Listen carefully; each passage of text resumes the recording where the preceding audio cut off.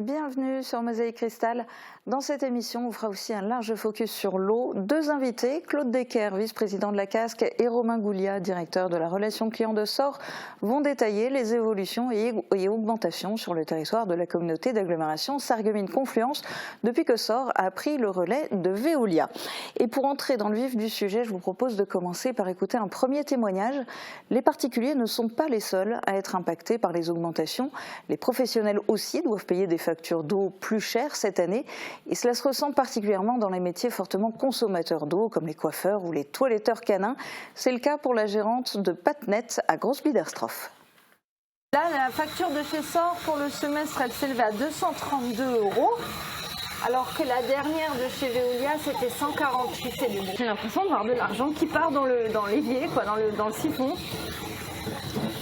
Oh, c'est pas ça non plus, parce que c'est pas non plus le poste de charge la plus importante. Mais quand même, quoi. On ne peut pas économiser l'eau. Le chien, on doit le rincer jusqu'à ce qu'il soit totalement débarrassé de la moindre trace de produit pour qu'il n'y ait pas d'irritation sur sa peau ou de problème après. Parce que sinon ça gratte, ça démange. C'est comme si nous, on se rinçait mal en sortant de la douche, en fait. Et rincer un poil, c'est très long et très compliqué. Et on ne peut pas économiser l'eau. Alors cette professionnelle a vu sa facture d'eau passer de 148 € pour 36 mètres cubes à 232 € pour 32 mètres cubes, soit 3 mètres cubes de moins. Claude Decker, au niveau de la Casque, est-ce que vous saviez que les factures d'eau allaient fortement augmenter ? La communauté d'agglomération avait anticipé le fait que la première facture d'eau émise par SOR allait susciter des interrogations. Donc à cette fin, une information a été destinée au niveau des élus, de telle manière que la facture soit présentée de manière détaillée par SOR. Et également, un courrier d'accompagnement a été réalisé par SOR à l'édition de la première facture pour expliciter les raisons pour lesquelles on pouvait constater, le cas échéant, une augmentation de la facture d'eau. Alors ces raisons, on va en parler dans cette émission, mais je me tourne aussi du côté de SOR. Est-ce que les professionnels se sont tournés vers vous quand ils ont reçu leur facture ? Alors oui, M. Decker l'a dit, on a eu des sollicitations, des professionnels, des particuliers, des sollicitations sur lesquelles on avait anticipé des questions, d'où le fait qu'on se soit orienté vers une très vaste campagne de communication pour prévenir, pour mettre de la pédagogie autour de cette facture-là. On a réalisé des permanences, notre point d'accueil est d'ailleurs à leur disposition, donc oui, nous avons eu des sollicitations. Alors avant de rentrer dans le détail, je voudrais déjà qu'on parte sur le concret. Est-ce que le prix de l'eau est le même pour les professionnels et pour les particuliers ? Est-ce que c'est le cas aussi pour le montant de l'abonnement ? Et est-ce que les tarifs sont les mêmes sur l'ensemble du territoire de la communauté d'agglo ? Alors,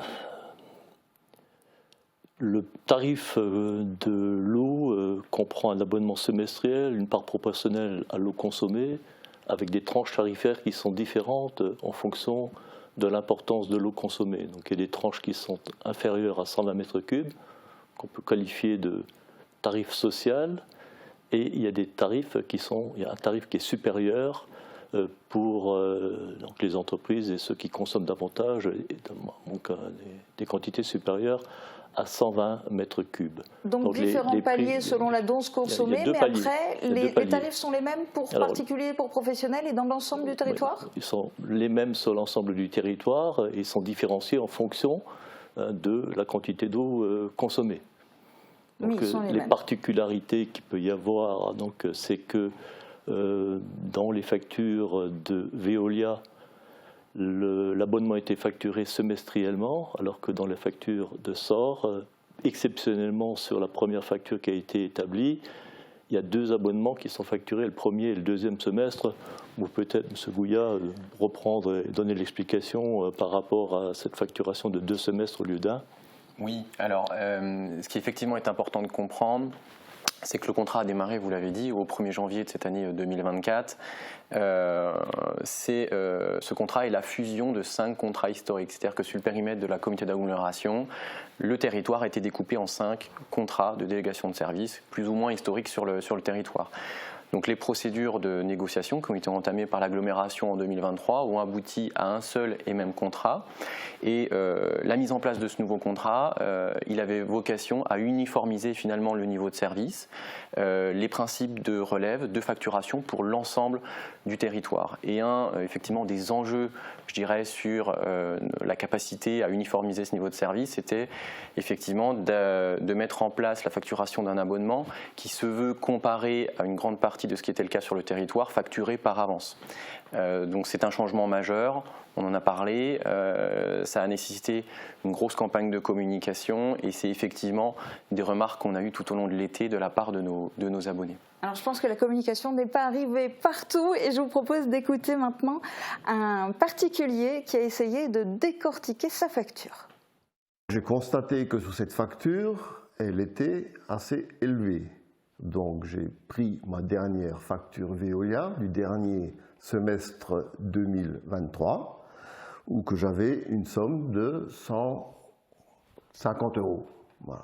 Et celle de SOR avait 232 €. Donc j'ai regardé un petit peu dans le détail ces deux factures pour comparer un peu. Bon, c'est assez compliqué, hein. Je pense qu'il faut presque être sorti de Saint-Cyr pour comprendre ces factures. Donc j'ai fait un calcul tout simple. J'ai retranché un abonnement semestriel chez SOR à sa facture qui me ramenait aux alentours de 200 € pour 32 mètres cubes de consommation d'eau. Alors que celle de Veolia, j'avais une consommation de 38 mètres cubes. Donc, 38 mètres cubes à 150 € pour Veolia, 32 mètres cubes à 200 € pour SOR. J'ai les abonnements Veolia en 2023, il y avait 18,32 € par le premier semestre, alors que SOR en 2024, c'était 26,26 € par semestre. Ce qu'on aimerait bien avoir, c'est avoir un entretien direct avec M. Roth et le représentant SOR. Ce sont quand même les deux personnages principaux qui sont à l'origine de ce changement. Et on aimerait bien connaître aussi une question, pourquoi ce changement subit de Veolia à SOR? Pour quelles raisons? Alors que ce soit bien clair, les particuliers, chacun peut choisir son fournisseur d'électricité, de gaz, d'internet, mais pas le fournisseur d'eau. Ça, c'est l'intercommunalité qui en a la compétence. Alors Claude Decker, déjà, pourquoi l'agglo a attribué le marché à SOR? Quels étaient les critères? Donc en fait, le service d'eau potable était exploité en délégation de service public, comme l'expliquait M. Gouillat à l'instant, à travers 5 contrats de délai de service public qui sont tous arrivés à échéance le 31 décembre 2023. Donc, la décision a été prise, le conseil communautaire a décidé de retenir le principe de la délégation de service public sur l'ensemble de son territoire en regroupant les 5 contrats en un seul contrat unique, applicable à partir du 1er janvier 2024 sur une durée de 12 ans. Les critères, donc d'abord un appel à candidature, hein, il y a 3 prestataires qui se sont proposés à nous. Un cahier des charges a été élaboré par les services de l'agglomération pour répondre donc à la fourniture de l'eau sur le territoire à partir de 4 critères pour analyser l'offre. Un critère technique, un critère de qualité de service, un critère financier et un critère de développement durable. À l'issue de la hiérarchisation de ces critères, il est apparu que c'est la SOR qui proposait l'offre économiquement la plus avantageuse. Et en particulier, puisque monsieur vient d'évoquer le critère du prix, l'offre de SOR présentait sur une période de 12 ans une économie de l'ordre de 3 millions d'euros sur cette période par rapport à l'offre de Veolia. Autrement dit, si on avait contracté avec Veolia, la facture aurait été autrement plus importante que celle que nos concitoyens constatent au jour d'aujourd'hui. Il n'y en a pas. Parce qu'en fait, aujourd'hui, les citoyens forcément font la comparaison entre la facture qu'ils viennent de recevoir de SOR et la dernière facture qu'ils ont eue de Veolia, mais les nouveaux tarifs de Veolia n'auraient pas du tout été les mêmes, c'est ça ? Alors, les tarifs de Veolia auraient été bien supérieurs à ceux pratiqués au jour d'aujourd'hui par la SOR. Ce qui a changé, les modifications qui ont été opérées au niveau de l'agglomération, d'abord sur la structure même de la facture. La facture, elle comporte une part eau, mais elle comporte également une part assainissement, donc dans le deuxième volet de la facture. Sur la part eau, il y a une augmentation en 2024 du fait de l'instauration d'un abonnement à hauteur de 7,50 € par semestre. Cette recette supplémentaire a été mise en œuvre de manière à financer les importants travaux d'ores et déjà identifiés dans le cadre du schéma directeur sur l'eau. En titre d'exemple, l'usine de décarbonatation de Grosse-Billers-Tropsch, c'est 2 500 000 € d'investissement financé. Il y a également le nettoyage des réseaux de la Blise pour 400 000 €, la déferrisation et la démanganisation sur le secteur de la Blise à hauteur de 1 700 000 €, la régénération des forages, 1 800 000 € et également le remplacement de 1,1% du réseau des conduites sur le territoire, ce qui représente une dépense de l'ordre de 1 800 000 € par an. Mais sur la facture des gens, vous l'avez dit, ça représente, vous avez dit quoi, 6 €, 7 €? Non, sur la facture des gens, il y a une part abonnement qui a été mise en œuvre à hauteur de 7,50 €. Il y a cette recette finance que je viens de vous dire et l'instauration de cette recette supplémentaire n'impacte pas le montant de la facture. C'est-à-dire que si vous prenez la facture, une facture d'eau de 20 mètres cubes, par exemple sur le secteur de Grosse-Billers-Tropsch, avant facturation SOR facturation Veolia et maintenant facturation SOR, vous vous rendez compte que l'augmentation est de l'ordre de 10 €. Si vous passez à une consommation moyenne de 60 mètres cubes, la facture est en baisse globale en comparant ce que facturait Veolia et ce que facture aujourd'hui la SOR. La baisse sur une facture de consommation de 60 mètres cubes est de l'ordre de 2 €. Donc d'où ça vient? C'est pas du tout ce que les gens constatent sur leur facture. Hein. Mais, ce que vous dites est important et le ressenti, on a eu ces sollicitations, on a eu ces appels, on pouvait s'y attendre. Hein, j'en ai dit un mot tout à l'heure. Le point central de ce constat, de ce ressenti de la part des usagers, c'est dans le fait d'être passé d'un contrat où globalement on facturait l'abonnement en termes échus à une facturation de l'abonnement qui se veut par avance.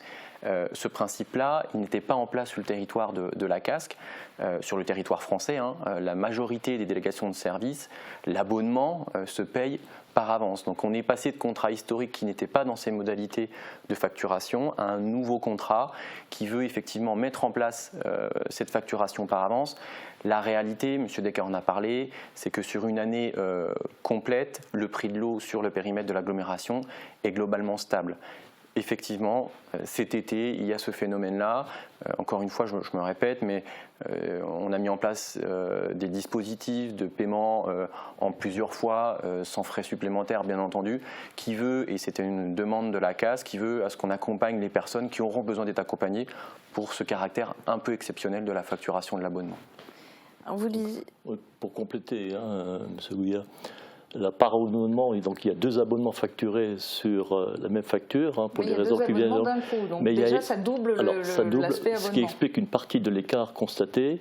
Et il y a le deuxième phénomène, c'est qu'en matière d'assainissement, il y a un abonnement qui a été mis en œuvre également, qui n'existait pas au préalablement et qui figure également sur cette facture, qui est de 20 € par semestre et qui augmente donc le montant global de la facture.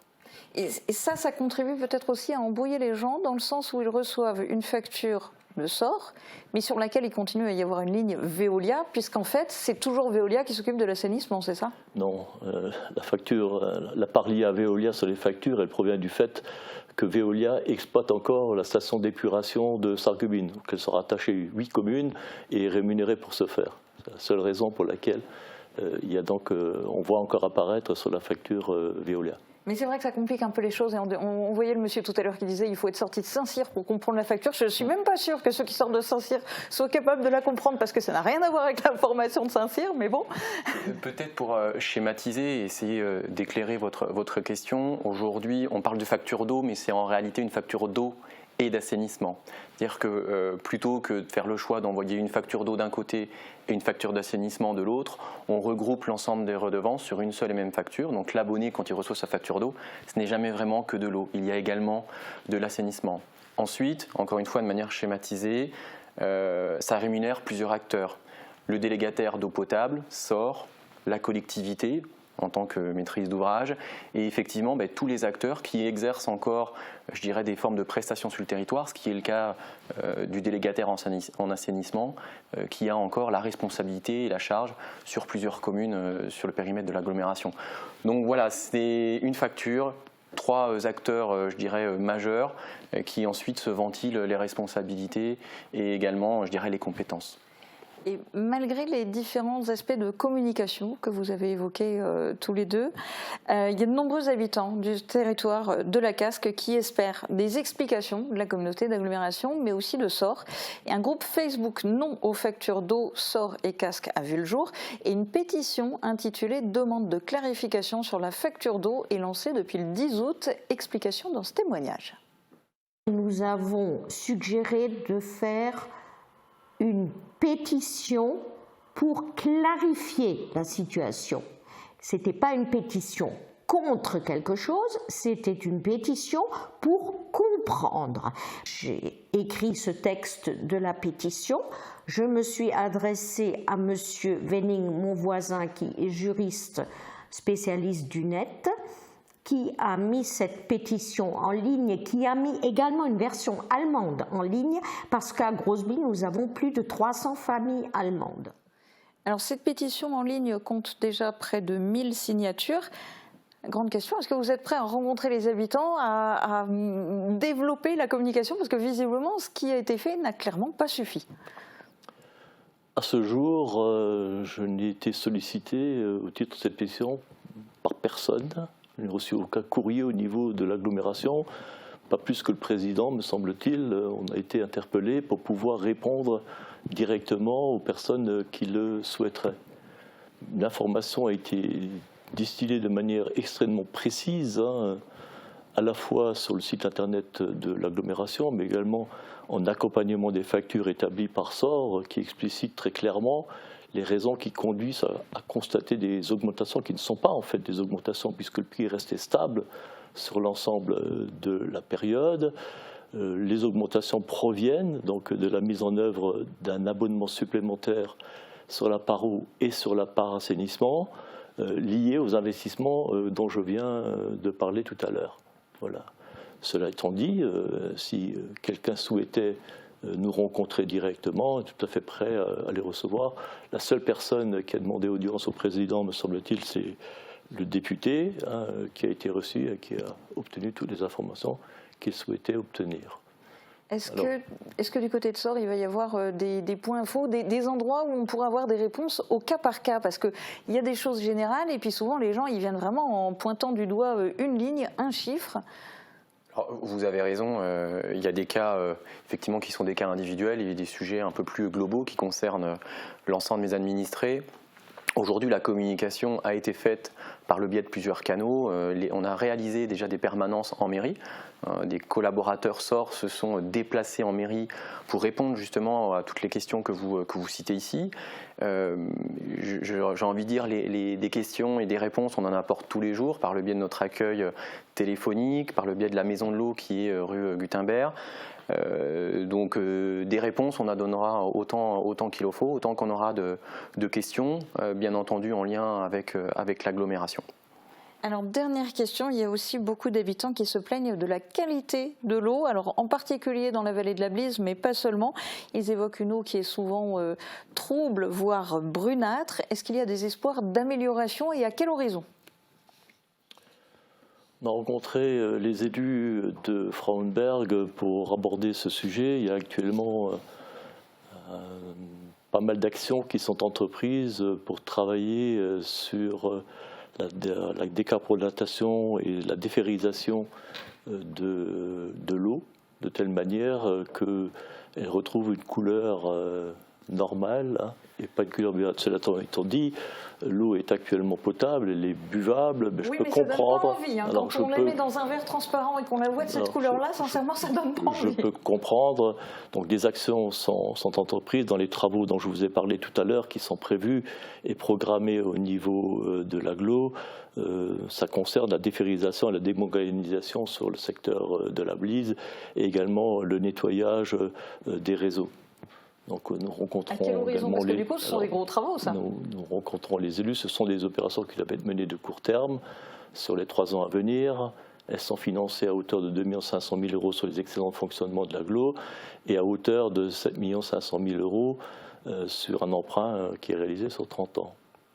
Eh bien, merci beaucoup à tous les deux d'être venus donner ces explications en direct sur Mosaïque Cristal.